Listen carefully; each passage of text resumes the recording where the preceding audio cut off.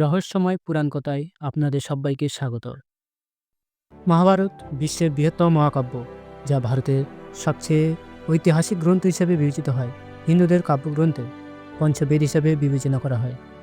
মহর্ষি বেদব্যাস এই গ্রন্থটি সম্পূর্ণ বিবরণ সহ লিখেছিলেন। হিন্দু ধর্মে এটা বিশ্বাস করা হয় যে মহাভারতের বর্ণিত ঘটনাগুলি সত্য, কিন্তু তবু অনেকে এটি কাল্পনিক বলে মনে করেন। এটিকে ধর্ম ও অধর্মের মধ্যে সবচেয়ে বড় যুদ্ধ বলে মনে করা হয়। কিন্তু মহাভারতের নিয়ে সবসময় বিতর্ক রয়েছে। আজকের আধুনিক ঐতিহাসিকরা এটা বিশ্বাস করেন না। অন্যদিকে কিছু লোকের অটল বিশ্বাস আছে যে মহাভারতের ঘটনাগুলো আসলেই ঘটেছিল। আজ এমনই অনেক প্রমাণ রয়েছে যা প্রমাণ করে যে শ্রীকৃষ্ণ পৃথিবীতে জন্মগ্রহণ করেছিলেন এবং মহাভারত সত্য। আজ আমরা আপনাকে মহাভারতের যুগের প্রমাণ সম্পর্কে তথ্য দেব। নাম্বার 1, কুরুক্ষেত্রের লাল মাটি। আমরা সকলেই জানি যে মহাভারতের যুদ্ধ হরিয়ানা রাজ্যে কুরুক্ষেত্রে সংঘটিত হয়েছিল। কথিত আছে যে সেই সময় ভয়াবহ যুদ্ধে রক্তপাতের কারণে মাটি লাল হয়ে গিয়েছিল। প্রত্নতাত্ত্বিক বিশেষজ্ঞরাও মেনে নিয়েছেন যে মহাভারতের ঘটনাটি সত্য ছিল। সেই স্থানে মাটিতে চাপা পড়ে থাকা তীর এবং বর্ষা পাওয়া গেছে। অনুসন্ধানে জানা গেছে যে এগুলি 2800 খ্রিস্টপূর্বাব্দে, যা প্রায় মহাভারতের সময়কালের। নাম্বার 2, অর্জুনের চক্রবাহু। মহাভারতে অর্জুনের চক্রবাহের কথা হয়তো আপনারা জানেন, কিন্তু আপনারা কি জানেন যে এই চক্রবাহের জীবন্ত প্রমাণ আজও বিদ্যমান? হিমাচল প্রদেশে হামিরপুর জেলায় সোলাহাও সিভিংধরের নিচে রাজনাথ গ্রামটি একটি ঐতিহাসিক স্থান হিসাবে বিখ্যাত। পাণ্ডবরা তাদের বনবাসের সময় এখানে অবস্থান করেছিলেন। এই সময় অর্জুন চক্রবাহু সম্পর্কে জ্ঞান অর্জন করেছিলেন এবং পাথরের উপর এটি নির্মাণ করেছিলেন, যা এখনও এখানে বিদ্যমান। এই গোলকধাঁধাটি যদিও আমরা মনোযোগ সহকারে দেখি, তাহলে আমরা জানতে পারি যে ভেতরে যাওয়ার পথ স্পষ্ট দেখা যাচ্ছে, কিন্তু বেরিয়ে আসার পথ দেখা যাচ্ছে না। এই জায়গাটি বিকলু দুর্গ নামেও পরিচিত। নাম্বার 3, ব্রহ্মাস্ত্র এবং পারমাণবিক অস্ত্র। মহাভারতে আপনি অবশ্যই ব্রহ্মাস্ত্রের নাম একটি ভয়ঙ্কর অস্ত্রের কথা শুনেছেন।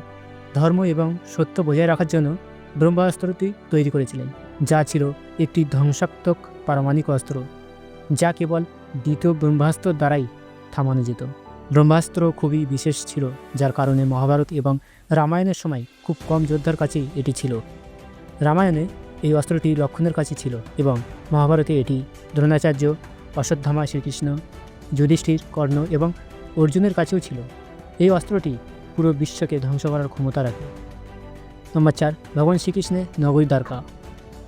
ভগবান শ্রীকৃষ্ণকে দ্বারকার রাজা বলা হয় এবং মহাভারতে আমরা জানতে পারি যে এই শহরটি জলে ডুবেছিল। আপনি জেনে অবাক হবেন যে প্রত্নতাত্ত্বিক বিভাগ গুজরাটের কাছে সমুদ্র তলদেশে একটি প্রাচীন শহর খুঁজে পেয়েছেন এবং এর প্রমাণ থেকে জানা যায় যে এটি দ্বারকার শহর, যার বর্ণনা মহাভারতে দেওয়া হয়েছিল। নম্বর 5, কেদারনাথের পশুপতিনাথ মন্দির। পৌরাণিক কাহিনী অনুসারে মহাভারত যুদ্ধে পাণ্ডবরা যখন তাদের আত্মীয়দের রক্তপাত করেছিলেন, তখন ভগবান শিব তাদের উপর অত্যন্ত ক্রুদ্ধ হয়েছিলেন। এরপর শ্রীকৃষ্ণ পরামর্শে সকল পাণ্ডব ক্ষমা প্রার্থনা করতে বেরিয়ে পড়েন। গুপ্তকাশীতে পাণ্ডবদের দেখা ভগবান শিব যেখান থেকে অদৃশ্য হয়ে অন্য জায়গায় চলে যান। এই স্থানটি কেদারনাথ নামে পরিচিত। তারপর পাণ্ডবরাও কেদারনাথ পৌঁছান, কিন্তু তাদের আগমনের আগেই ভগবান শিব একটি মহিষের রূপ ধারণ করেন। পাণ্ডবরা ভগবান শিবকে চিনতে পেরেছিলেন, কিন্তু ভগবান শিব মহিষের আকারে মাটিতে ডুবে যেতে শুরু করেছিলেন। তারপর ভীম তার শক্তি ব্যবহার করে মহিষের আকারে শিবকে মাটিতে ডুবে যাওয়া থেকে বিরত রাখেন। তারপর ভগবান শিব তার আসল রূপে আসেন এবং তিনি তার পাণ্ডবদের ক্ষমা করেন। ভগবান শিবের মুখ বাইরে ছিল, কিন্তু তার দেহ কেদারনাথে পৌঁছেছিল। তারপর তার দেহ যেখানে পৌঁছেছিল সেই স্থানটি কেদারনাথ নামে পরিচিত এবং তার মুখ যেখানে পৌঁছেছিল সেই স্থানটি পশুপতিনাথ নামে পরিচিত। এই দুটি মন্দিরই আজও বিদ্যমান, যার অর্থ মহাভারত যুদ্ধেও সংগঠিত হয়েছিল। নাম্বার 6, লক্ষাগৃহ। মহাভারতের যুগেও লক্ষাগৃহের ভূমিকাও গুরুত্বপূর্ণ বলে বিবেচিত হয়। কৌরবরা পাণ্ডবদের পুড়িয়ে ফেলার জন্য লক্ষাগৃহ নির্মাণ করেছিল, কিন্তু পাণ্ডবরা সুড়ঙ্গ দিয়ে পালিয়ে যান। কথিত আছে যে আজও এই সুড়ঙ্গটি উত্তরপ্রদেশে বারনাও নামক স্থানে বিদ্যমান। নাম্বার 7, মহারথী কর্ণের অঙ্গরাজ্য।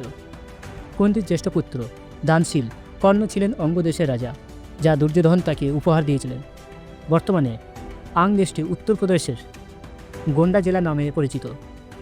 জরাসন্ধ তার রাজ্যের কিছু অংশ কর্ণকে দিয়েছিলেন বলেও জানা যায়, যা আজও বিহারের মুঙ্গের এবং ভাগলপুর জেলা নামে পরিচিত। এই রাজ্যগুলির অবস্থান গতকালের মতোই আছে, কেউ চাইলেও এটি পরিবর্তন করতে পারবে না। নাম্বার 8, শ্রীমদ্ ভগবদ্ গীতা। যারা ভগবদ্ গীতা পড়েছেন তারা এটাও জানেন যে এর বেশিরভাগই 2টি লাইনে লেখা। যদি তুমি যে কোনো শ্লোকে পড়ো এবং বুঝতে পারো, তাহলে তা অল্প শব্দেই অনেক কিছু বলে দেয়, ঠিক যেমন পাত্রের ভেতর সমুদ্র। গীতায় যা লেখা আছে তা কোনো সাধারণ মানুষ বলতে পারবে না। যদিও মানব সভ্যতা অনেক উন্নত হয়েছে, কিন্তু আজও গীতায় এমন জ্ঞান রয়েছে যা অকল্পনীয়, যা একজন সাধারণ মানুষ ভাবতেও পারে না, যা কেবল ঈশ্বরই বলতে পারেন।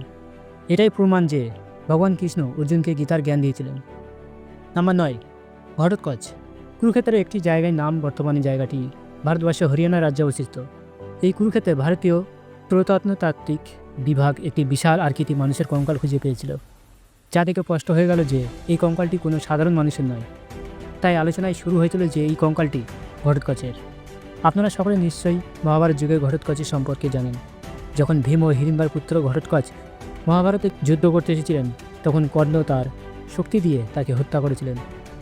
মহাভারতের মহাকাব্যে দেওয়া ঘটোৎকচের বর্ণনাও এই কঙ্কালের সাথে সাদৃশ্যপূর্ণ। নাম্বার 10, অশ্বত্থামা। অশ্বত্থামা মহাভারতের অন্যতম প্রমাণ।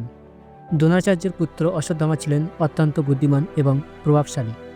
শৈশব থেকে অশ্বত্থামা কপালে একটি রত্ন ছিল, যার কারণে কেউ তাকে পরাজিত করতে পারেনি। ইতিহাসে অনেকবার মানুষ অশ্বত্থামাকে দেখার কথা বলেছেন। আজও সেখানে ভগবান শিবের একটি মন্দির রয়েছে, যেখানে অশ্বত্থামা প্রতিদিন সকালে এসে জল ও ফুল দিয়ে নিবেদন করেন।